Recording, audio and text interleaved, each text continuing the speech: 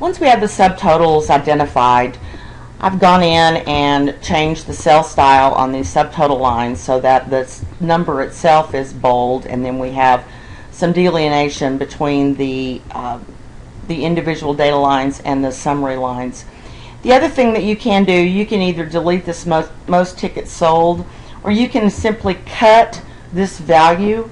Now when you cut a value, it's not going to be an a relative cell address within a subtotal function.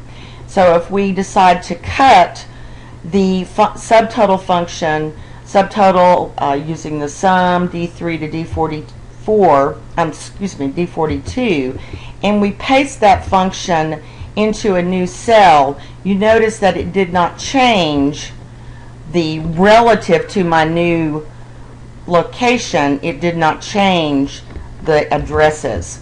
So you can remove this. I think that's how I have it. I don't remember which way I have it in the solution. Now we have a couple of problems, and I'm going to show you a way to address these problems and make this as easy as possible. There are, again, a number of ways to do this, but this particular solution that I'm going to give you shows you some other things that make Excel easy to use. So we have total tickets sold, and we are using the subtotal values of D3 through D42. We have the most tickets sold, the least tickets sold, and the average number of tickets sold. Those are the numbers that we need to find out next. What we have to do, there's a number of ways to do this, like I said, but what we need to do is we need to identify the range of values on which we want to find the max, the average, and the minimum, I think. Most, least, and average.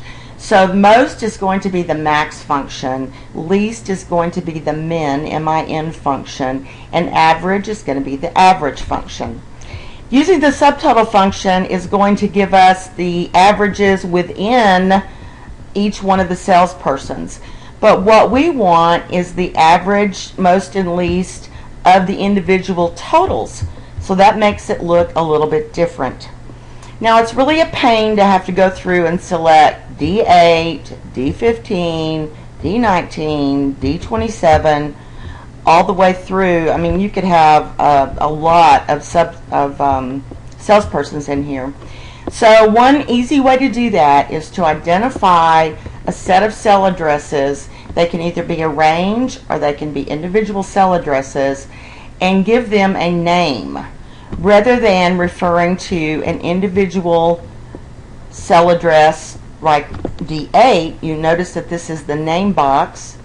We're going to select each of these subtotals. Select the first one, hold this control key.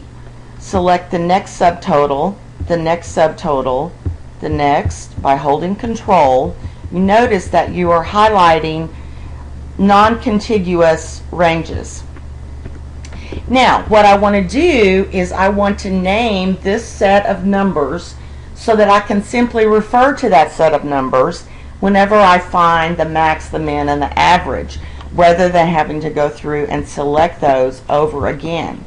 So if you'll go to from the Homes ribbon to the Formulas ribbon, you're going to notice we have a Name Manager.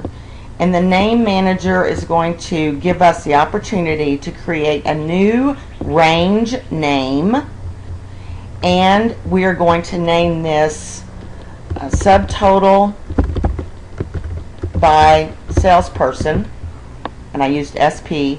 And you'll notice that our range that we already selected, along with the fact that these are absolute cell addresses, are already identified because I selected them previously to selecting the new name.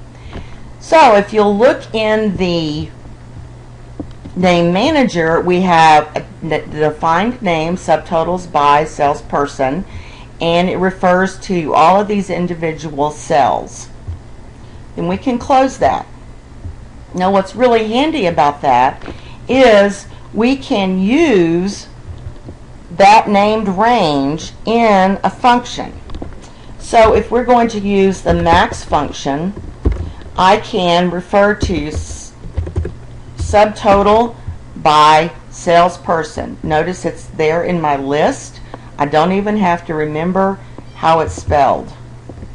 Close parentheses, and it finds within these subtotals the most tickets sold.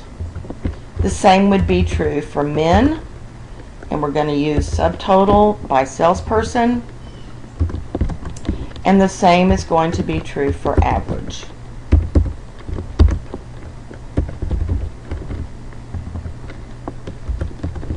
And obviously this is a decimal points. We want to reduce that to at least 2. So back on the home tab, select decrease decimal points, and actually I would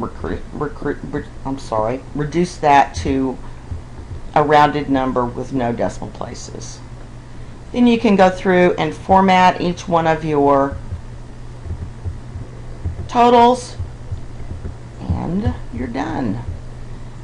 Please, when you save a worksheet, put your cursor in the home position, which would be cell A1. In this case, it's going to be merge and center, because when you save it that way, when I open it, that's what I see, and I don't have to scroll through and find your formulas.